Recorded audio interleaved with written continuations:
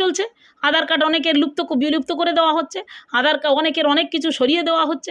তাদেরকে কোনোভাবে যদি প্রমাণ করা যায় যে এদেশে তারা জন্মগ্রহণ করেনি, তো এই যে তাদের অর্থ প্রতিপত্তিগুলোকে যদি ওই হনুমানের নেতা এখানে ছোট নেতা হয়েছে গদ্দার যদি পারে, ওর তো সম্পত্তির প্রচুর লোভ।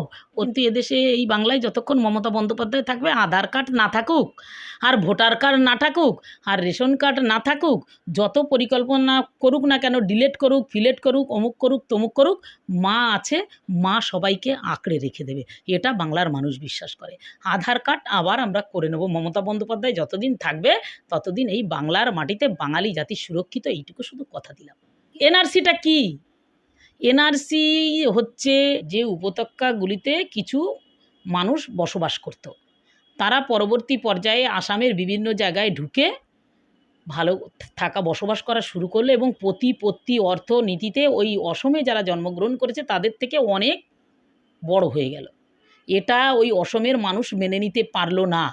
তাই যখন ভারতবর্ষের মুক্তিসূর্য ইন্দিরা গান্ধীর মৃত্যুবরণের পর ওনার ছেলে যখন লোকসভা নির্বাচনে অসমে যায়, সেখানে তাদেরকে কথা দিয়েছিল আমি এনআরসি করব। সেখানে সই করার পরে এনআরসিটা হয়নি, করতে পারেনি। পরবর্তী পর্যায়ে ওই অর্থ সম্পত্তিগুলোকে নেওয়ার জন্য বিজেপি কী করলো, আমাদের দেশের যিনি প্রধান বিচারপতি হয়েছিলেন দীপক দত্ত, ওনাকে এই ফাইলটা দিয়েছিলেন। উনি বলেছিলেন আমি পারবো না।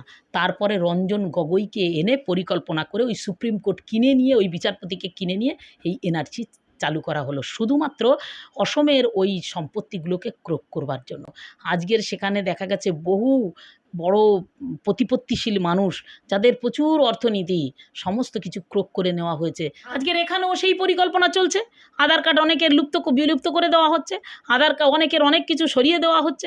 তাদেরকে কোনোভাবে যদি প্রমাণ করা যায় যে এদেশে তারা জন্মগ্রহণ করেনি, তো এই যে তাদের অর্থ প্রতিপত্তিগুলোকে যদি ওই হনুমানের নেতা এখানে ছোট নেতা হয়েছে গদ্দার যদি পারে, ওর তো সম্পত্তির প্রচুর লোভ। ওর তো 70খানা শপিং এই ট্রলার, এই কয়েকটা বাংলো বাড়ি, কয়েকটা হোটেল করেও ওর তো শখ মেটেনি। আবার যদি ওই মানুষগুলোকে কোনোভাবে আধার কার্ড থেকে নাম তুলে দিয়ে এনআরসি চালু করে যদি তাদের সম্পত্তিগুলো ক্রোক করা যায়, বিজেপি সেই পরিকল্পনায় মেতে আছেন। কিন্তু বাংলায় অত সহজে এই পরিকল্পনা সাফল্যমণ্ডিত হবে না। সুকান্ত মজুমদার বলেছেন প্রেস কনফারেন্স করে যে তৃণমূল এটাকে রাজনৈতিকভাবে জলঘোলা করছে, এখানে আধার কার্ড ব্লক করা হচ্ছে না।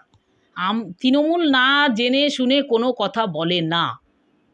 অনেকের আধার কার্ড ব্লক করা হয়েছে। আমাদের কাছে বহু লোক এসছে যে আমার আধার কার্ড কাজ করছে না, আমার আধার কার্ডকে ব্লক করা হয়েছে। সেই জন্যই এটা বলেছে। জলঘোলা তৃণমূল কংগ্রেস করে না, জলঘোলা সুকান্ত মজুমদার করে।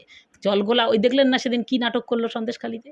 এক মহিলা পুলিশকে প্রথম ফেলে দিল, ফেলে দিয়ে এই দাদাকে টান মারলো, দাদা পড়ে গিয়ে অজ্ঞান হয়ে গিয়ে হসপিটালে ভর্তি হলো, তাই না? তা বাংলার মানুষ, উনি দিদির গালে থাপ্পড় মারবো বলেছেন না, বাংলার মানুষ এই 2024-এর নির্বাচনের পরে এদের সবগুলোকে থাপ্পড় মেরে না হয় ঘরে ঢুকিয়ে দেয়। বাংলার মানুষ তো এই নীতিতে বিশ্বাস করে না যে কোথাও ওরা কোথায় যাবে, বাংলায় ভারতবর্ষেই তো থাকতে হবে, থাকতে দিতে হবে। কারণ তারা বিজেপি করছে বলে, আমরা তো বিজেপির মতো বর্বর দল নয় যে শিশির অধিকারীর বেটাকে, আমি তো বলি যে শিশির মোল্লার বেটা ওটা, কারণ ওরাও তো তৃণমূল করতে একজন, শিশির অধিকারী আমি বলি না। তা শিশির মোল্লার বেটাকে কোথাও তাড়িয়ে দেবে এই নীতিতে মমতা বন্দ্যোপাধ্যায় বিশ্বাস করে না। এরা এখানেই থাকবে। কিন্তু সে 2024-এর পরে বুঝে নেবে 2024 মমতা বন্দ্যোপাধ্যায়, অভিষেক বন্দ্যোপাধ্যায় কী জিনিস।